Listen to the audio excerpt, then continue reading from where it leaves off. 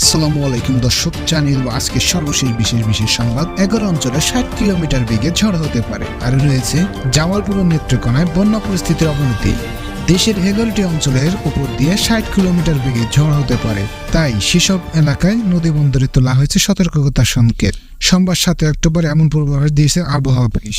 আবহাওয়াবিদ শাহনাজ সুলতানা জানিয়েছে, খুলনা, বরিশাল, পটুয়াখালী, নোয়াখালী, কুমিল্লা, চট্টগ্রাম, কক্সবাজার, ঢাকা, ফরিদপুর, রাজশাহী এবং সিলেট অঞ্চলগুলোর উপর দিয়ে দক্ষিণ পূর্ব দিক থেকে ঘন্টায় 45 থেকে 60 কিলোমিটার বেগে বৃষ্টি, বজ্রবৃষ্টি সহ অস্থায়ীভাবে দমকা ঝড়ো হাওয়া বয়ে যেতে পারে। এসব এলাকার নদী বন্দরগুলোকে 1 নম্বর সতর্কতার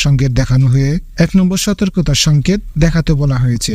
অন্য এক পূর্বাভাসে বলা হয়েছে, মৌসুমী বায়ুর অপেক্ষায় বর্ধিত অংশ বিহার, পশ্চিমবঙ্গ, বাংলাদেশের মধ্য অঞ্চলে আসাম পর্যন্ত বিস্তৃত রয়েছে।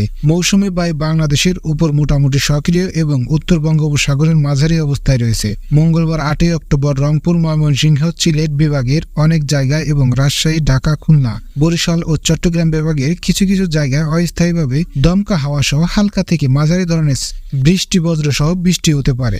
সেই সঙ্গে দেশের কোথাও মাঝারি ধরনের বৃষ্টি বর্ষণ হতে পারে। সারা দেশের দিনের তাপমাত্রা সামান্য কমতে পারে এবং রাতের তাপমাত্রা প্রায় অপরিবর্তিত থাকতে পারে। বুধবার 9 অক্টোবর রংপুর, ঢাকা, ময়মনসিংহ, সিলেট বিভাগের অনেক জায়গায় এবং রাজশাহী, খুলনা, বরিশাল ও চট্টগ্রাম বিভাগের কিছু জায়গায় অস্থায়ীভাবে দমকা হাওয়া সহ হালকা থেকে মাঝারি ধরনের বৃষ্টি, বজ্র সহ বৃষ্টি হতে পারে। সেই সঙ্গে দেশের কোথাও মাঝারি ধরনের ভারী বর্ষণ হতে পারে। সারা দেশে দিন এবং রাতের তাপমাত্রা অপরিবর্তিত থাকতে পারে। জামালপুর ও নেত্রকোনায় বন্যা পরিস্থিতির অবনতি। জামালপুর ও নেত্রকোনা জেলায় আগামী 24 ঘন্টার বন্যা পরিস্থিতির আরও অবনতি হতে পারে। তবে ময়মনসিংহ ও শেরপুর জেলায় বন্যা পরিস্থিতি একই অবস্থায় থাকতে পারে বলে জানিয়েছে বন্যা পূর্বাভাস ও সতর্কীকরণ কেন্দ্র। আজ রোববার বেলা 11:30টায় দেওয়া সর্বশেষ প্রতিবেদনে বলা হয়েছে। এ তথ্য জানায় পানি উন্নয়ন বোর্ডের ও সংস্থাটি। বৃহত্তর ময়মনসিংহ এবং উত্তরাঞ্চলের বিভিন্ন এলাকা বন্যায় প্লাবিত হয়েছে। এসব এলাকার মানুষের দুর্ভোগ বেড়েছে।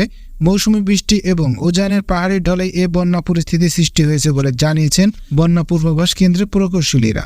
বন্যা পূর্বাভাস ও সতর্কীকরণ কেন্দ্রের দেওয়া প্রতিবেদনে বলা হয়, ময়মনসিংহ বিভাগের কংস, জিঞ্জিরাম, সোমেশ্বরী ও পুরাতন ব্রহ্মপুত্র নদ নদীগুলোর পানি বাড়ছে। ভোগাই নদের পানি স্থিতিশীল রয়েছে। শেরপুর জেলার ভোগাই নদ, নাকুয়াগাঁও এবং জামালপুর জেলার জিঞ্জিরারাম নদীর গোয়ালকান্দা পয়েন্টে বিপদসীমার উপর দিয়ে প্রবাহিত হচ্ছে। আবহাওয়া অধিদপ্তর সহ একাধিক প্রতিষ্ঠানের তথ্য বিশ্লেষণ করে বলা হয়, আগামী 3 দিন ময়মনসিংহ বিভাগ এবং উজানে অতি ভারী বৃষ্টি কম হতে পারে। এর পরিপ্রেক্ষিতে আগামী 24 ঘন্টা পর্যন্ত ভোগাই নদের পানি ধীরগতিতে কমতে পারে। এতে শেরপুর ও ময়মনসিংহ জেলার ভোগাই নদ সংলগ্ন নিম্ন অঞ্চলের বন্যা পরিস্থিতি স্থিতিশীল থাকতে পারে। তবে জামালপুর জেলার জিঞ্জিরাম নদ সংলগ্ন নিম্ন অঞ্চলের বন্যা পরিস্থিতি কিছুটা অবনতি হতে পারে। অন্যদিকে আগামী 24 ঘন্টায় নেত্রকোনা জেলার কংস নদ ও সোমেশ্বরী নদীর পানি সমতল বিপদসীমা অতিক্রম করে সংশ্লিষ্ট কিছু নিম্ন অঞ্চল প্লাবিত হতে পারে। তবে পরের 2 দিনে কংস, জিঞ্জিরাম, সোমেশ্বরী ও পুরাতন ব্রহ্মপুত্র নদীর পানি কমে বিপদসীমার নিচ দিয়ে প্রবাহিত হতে পারে এবং জেলাগুলো নিম্ন অঞ্চল বন্যা পরিস্থিতির উন্নতি হতে পারে। রংপুর বিভাগের